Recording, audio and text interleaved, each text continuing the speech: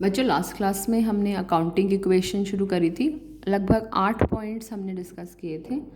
मैंने एक असाइनमेंट भी आपके साथ शेयर किया था, आपको मिल गया है क्या वो? देखो, अगर मिल गया है तो उसे सॉल्व करके आपको मेरे तक भेजना था। अभी आया नहीं है मेरे पास वो असाइनमेंट।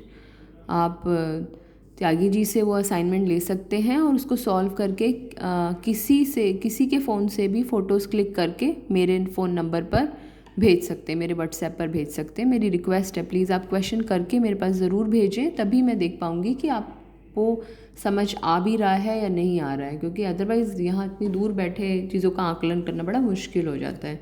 और असाइनमेंट साथ साथ कीजिए। चलिए, आज हम ये 9वां पॉइंट है, उसी के कंटिन्यूएशन में फिर नोट कर लीजिएगा। इसको नोट्स हैं ये हमारे, इसको बोलते हैं आउटस्टैंडिंग एक्सपेंसेस। आउटस्टैंडिंग एक्सपेंसेस को हम O/S भी लिखते हैं। आउटस्टैंडिंग एक्सपेंसेस हिंदी में इसे अदत्त व्यय बोलते हैं। अदत्त ऐसे खर्चे जिनका भुगतान नहीं किया। फॉर एग्ज़ाम्पल, आप किसी के मकान में किराए पर रहते हैं और हर महीने उसको 5,000 रुपये किराया देते हैं। 31 मार्च को आपने 10 अप्रैल आ गया लेकिन आपने वो किराया नहीं दिया। 31 मार्च को पेमेंट करनी चाहिए थी पर आपने उसको 10 अप्रैल तक भी पेमेंट नहीं करी है, तो ऐसा किराया जो है वो आउटस्टैंडिंग एक्सपेंस, या फिर उस एक्सपेंस का नाम क्योंकि हमें पता चल गया है तो आउटस्टैंडिंग रेंट के नाम से वो जाना जाता है। एक्सपेंस क्या होते हैं तो हम पहले भी डिस्कस कर चुके हैं। तो क्या है आउटस्टैंडिंग एक्सपेंस? क्या है? ऐसे एक्सपेंस जिनकी भुगतान तिथि तो आ गई है पर अभी हमने उनका भुगतान नहीं किया है। इन आउटस्टैंडिंग एक्सपेंस, अब आपने भुगतान नहीं किया पर भुगतान तो करना पड़ेगा, इसलिए ये हमारे लिए क्या है? लायबिलिटी है। तो अब इसकी दो बातें हमें पता चल गई। एक बात तो ये कि ये एक्सपेंस है और दूसरी बात ये पता चल गई कि ये लायबिलिटी भी है। इसलिए हर चीज़ के दो ट्रीटमेंट्स हैं, हर चीज़ के हमें दो ट्रीटमेंट्स ढूंढने हैं। तो आउटस्टैंडिंग एक्सपेंस का ट्रीटमेंट क्या हो गया? क्योंकि ये एक्सपेंस है इसे इसलिए कैपिटल में से माइनस कर देंगे, और क्योंकि ये लायबिलिटी है इसलिए इसे लायबिलिटी में प्लस कर देंगे। तो ये हमारा आउटस्टैंडिंग एक्सपेंस का ट्रीटमेंट क्या है? हमारा आउटस्टैंडिंग एक्सपेंस का ट्रीटमेंट कैपिटल में से माइनस और लायबिलिटी में प्लस। वीडियो को पॉज करके इसको नोट कर लीजिएगा। 10th पॉइंट, जैसे आउटस्टैंडिंग ऐसे प्रीपेड। कभी कभी हम गड़बड़ करते हैं, कभी कभी हम टाइम से पहले भी चीज़ों का भुगतान कर देते हैं। प्रीपेड एक्सपेंस, हमारे पास बहुत सारे पैसे आए तो हमने क्या करा, मार्च के रेंट के साथ साथ, मार्च के किराए के साथ साथ हमने उसको कहा ले भाई अप्रैल का भी पकड़, मई का भी पकड़। लेकिन अभी तक तो उसकी भुगतान की डेट तो आई नहीं है, ना अप्रैल वाले की आई ना मई वाले की आई।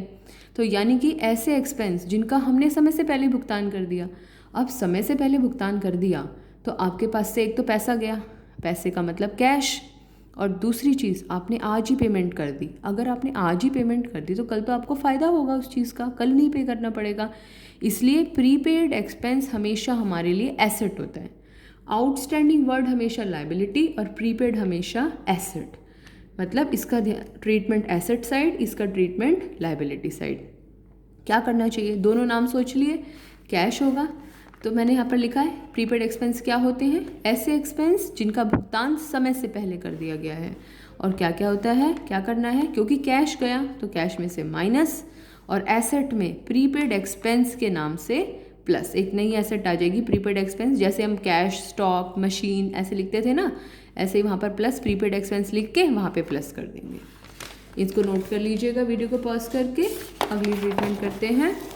दो ट्रीटमेंट्स और डिस्कस करेंगे, फिर इनसे रिलेटेड क्वेश्चंस हम डिस्कस करेंगे। असाइनमेंट भेजूंगी, करके मुझे भेजेंगे। मुझे उम्मीद है आप मुझे करके मुझे भेजेंगे क्वेश्चन ज़रूर।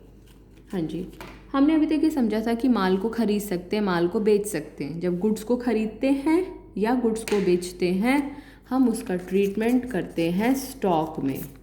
कहाँ करते हैं हम उसका ट्रीटमेंट? स्टॉक में। जब भी हम गुड्स वर्ड यूज़ करते हैं तो हम उसका ट्रीटमेंट स्टॉक में करते हैं। ये मैंने आपको बताया था। Sold goods for cash, cash में गुड्स बेची। लेकिन कोई भी बिजनेसमैन जो है वो बेवकूफ़ तो है नहीं, मुफ्त में सामान देने के लिए नहीं बैठा हुआ। वो जितनी भी कीमत की गुड्स हैं वो उससे मोस्टली उससे ज़्यादा में ही बेचता है।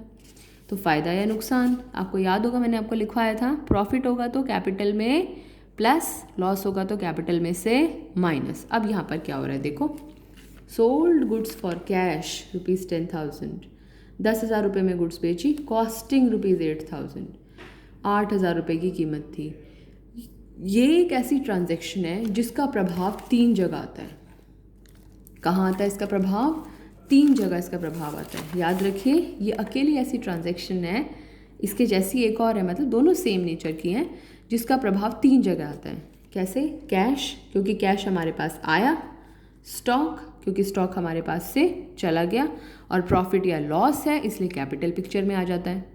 अब देखिए, सोल्ड गुड्स फॉर कैश, कितना कैश आया हमारे पास में? 10,000, इसलिए यहाँ पर हमारा 10,000 प्लस होना चाहिए। स्टॉक में से हमेशा कॉस्ट को घटाना है, ये याद रखना है। स्टॉक और कॉस्ट दोनों भाई भाई हैं। स्टॉक में से हमेशा कॉस्ट को घटाना है। क्या घटाना है? स्टॉक में से हमेशा कॉस्ट को। कितनी कॉस्ट है? 8,000। तो 8,000 कीमत का माल चला गया, कितने में गया? 10 में। फ़ायदा या नुकसान? 8 की चीज़ 10 में गई, फ़ायदा। 2,000 का प्रॉफिट, कैपिटल में प्लस। तो ऐसी चीज़ का ट्रीटमेंट 3 जगह, कैश में प्लस, स्टॉक में से कॉस्ट को माइनस, दोनों बोलने में एक जैसे हैं, स्टॉक में से कॉस्ट को माइनस और कैपिटल में प्लस। वीडियो को पॉज करके ये ट्रीटमेंट नोट कर लीजिएगा। अब बात करते हैं 12th पॉइंट की। Sold goods on credit, credit to Ram. Credit का मतलब क्या होता है? उधार। अगर हमने माल को उधार पर बेचा है, आपने उधार पर माल बेचा है, उधार पर माल बेचा है तो पैसा मिलेगा। जिन लोगों से हमें पैसा मिलना होता है, जो लोग हमें भविष्य में पैसा देते हैं, वो हमारे क्या कहलाते हैं? डेटर्स कहलाते हैं। क्या कहलाते हैं? डेटर्स। हिंदी में बोलते हैं देनदार। परिभाषाएं लिखवाई थी मैंने आपको। डेटर वो लोग जिन्होंने भविष्य में व्यवसाय को पैसा देना है। क्यों देना है? क्योंकि व्यवसाय ने उनको उधार पर माल बेचा था। अब देखते हैं, सेम है, यहाँ पर कैश में बिक रहा है या उधार में बिक रहा है? कैश में तो पैसा अभी मिल गया, उधार है तो थोड़ा बाद में मिलेगा, पर मिलेगा ज़रूर। सेम ट्रीटमेंट, स्टॉक भी है, कैपिटल भी है, लेकिन यहाँ पर क्या आ गया? कैश की जगह डेटर्स। सिर्फ इतना फ़र्क आएगा, सिर्फ इतना चेंज आएगा। क्या चेंज आएगा?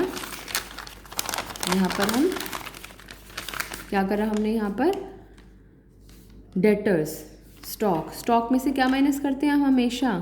कॉस्ट। कितनी कॉस्ट है? 13,000। तो स्टॉक में से कितना घटाया? 13,000। 13,000 की चीज़ है, 10 में बेची है, डेटर हमें कितने रुपए देगा? 10,000। और देखो, 13,000 की चीज़ 10 में बेच दी, 13 की चीज़ 10 में बेच दी, फ़ायदा या नुकसान? नुकसान, लॉस हो गया।